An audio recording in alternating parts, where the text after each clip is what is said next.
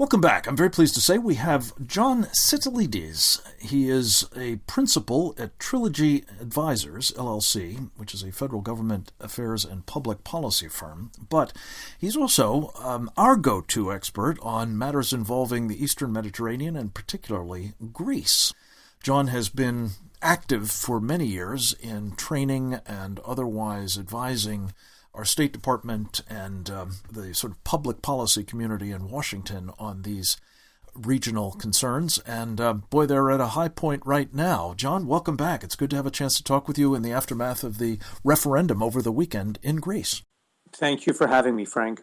Well, so what did you make of the outpouring of no votes on this referendum? There were some who said it wasn't entirely clear what people were voting on, but nonetheless the sentiment seemed to be against austerity, as it was when they elected this present government. Is that how you read it? I'm actually looking at it through a somewhat different lens, Frank. I don't know any Greek that was for more austerity. I think the way that the Tsipras government framed the debate was masterful. What they were able to do is to make this a vote about whether or not to accept more austerity or not, and that's how the no voters saw this, but the yes voters saw this not as a pro-austerity vote, but as one that would keep Greece anchored in the Eurozone. And I think that was the more rational, long-term strategic approach, but unfortunately it wasn't the emotional approach. And the emotional victory of the no vote was in standing up, as Tsipras framed it, for Greek pride, Greek dignity, Greek sovereignty. However, this is not going to be very helpful when you get down to the technical details of negotiations with European creditors. So I'm very concerned right now that we're entering a period of sort of near-term and potentially medium-term uncertainty about the political and economic future of Greece and, of course, what that portends for the wider Eurozone. Well, let's talk a little bit about that, John Sitilides, because it does seem as though the departure of the finance minister, who had not only been conducting these difficult negotiations with the European creditors, but also antagonized them quite a bit in the process and in the course of this referendum, has changed somewhat the lineup of the Greek negotiating team. But is it likely to make any difference? Or for that matter, will this vote make any difference in terms of the attitude of these European bankers and governments? At this point, I think the Varoufakis resignation is more symbolic than anything else. If we recall, back around March or so, he had already begun to pull back from many of the direct negotiations that he had been leading after the January victory of Syriza, largely because he was increasingly despised by Euro creditors who resented his constant lecturing about the proper way, as he saw it, for Europe to deal not only with Greece's, but with other Southern European debt-ridden governments. And so he pulled out back several months ago. Now his resignation is formal, but Tsipras is still the head of the government, and he's still having to work with 40% of his Syriza committee, sort of the party committee that leads his movement, that runs the governing coalition. And this is still a dedicated band of Maoists, Marxists, Leninists, self-avowed communists. And I think this is going to be the real problem going forward, in that what they're seeking to preserve in Greece, sort of a rent-seeking, clientelist, heavily statist economy that seeks to extract as much tax revenue from private sector, wealth-producing entities in Greece to redistribute to voters to remain in power, is completely antithetical to what European creditors are seeking from Greece in exchange for whatever concessions might be made for a grand bargain.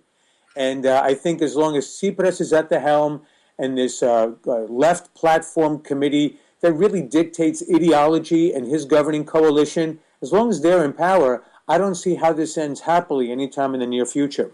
Well, I guess in part it will depend on how flexible the Europeans are at this point.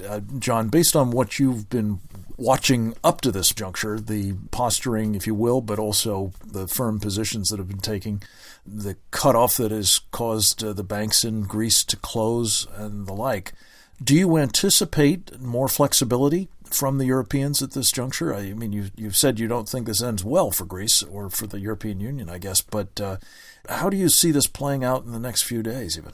In an ideal situation, there would be a grand bargain that concedes great errors on the part of the parties on both sides.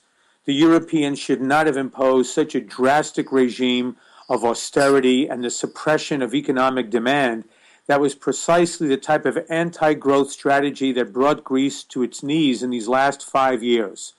And by the same token, the Greeks not only should have embarked on a path of structural reforms 5 years ago, but should have been far more willing to compromise with the Europeans, who in fact have forwarded more than €250 billion in aid to Greece to keep the economy solvent.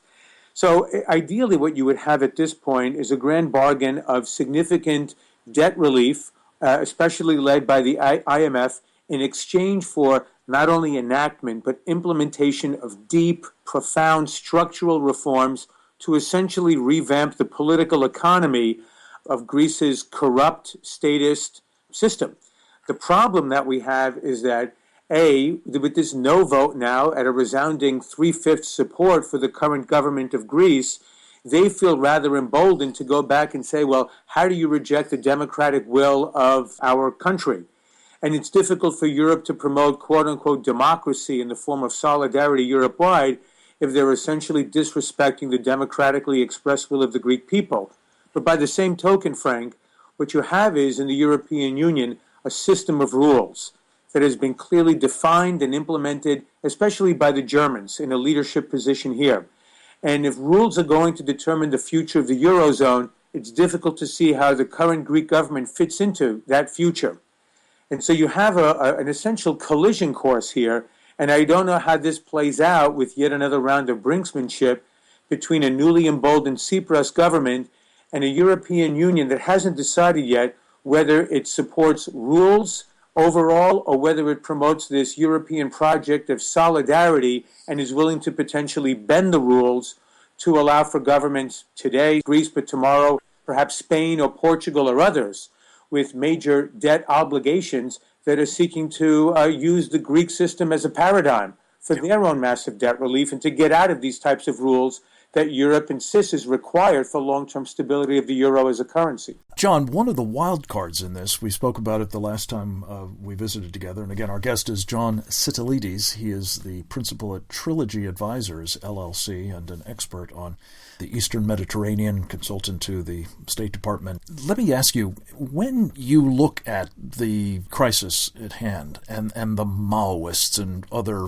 Marxists in the government of Greece or supporting it, what role do you anticipate Russia might play, and perhaps China for that matter, meddling at the minimum and possibly creating a new dynamic in these negotiations? Well, let's look first of all, Frank, at Russia's, what I would say, two major interests here. And one is, of course, to ensure as long and as enduringly as possible European dependence on Russian natural gas and other fossil fuel supplies. And the extent to which Russia is looking to build this new pipeline across southeastern Europe that would involve both Turkey and Greece to bypass Ukraine and see to it that any prolonged uncertainty or tensions in Ukraine do not disrupt the long-term supply of Russian natural gas to Europe, the Russians would very much want the Greeks to partner formally and over the long term. There's been a lot of teasing on this issue for the last several months. And as a matter of fact, there was a phone call between Tsipras and Putin the day after the referendum. And we'll see now what the exact contents of those discussions might be. But the Russians definitely want Greece to partner in this new pipeline that would maintain long-term Russian control over European energy supply. In addition, I believe that Russia would very much want to see a weakening of the U.S.-Greece-NATO links, where Greece is able to help the United States and the NATO alliance project power in the southeastern European theater, especially as it pertains to the Middle East, the Levant, and Northern Africa. Very important strategic calculations in play here. John Sitilides, we look forward to gaming this forward with you and also your running commentary on how these various players are playing their hands. Keep up the good work, my friend, at Trilogy Advisors, and come back to us again very soon. Next up, we'll speak with Gordon Chang, talking about another financial crisis that the Chinese are facing with their stock market plummeting. Straight ahead.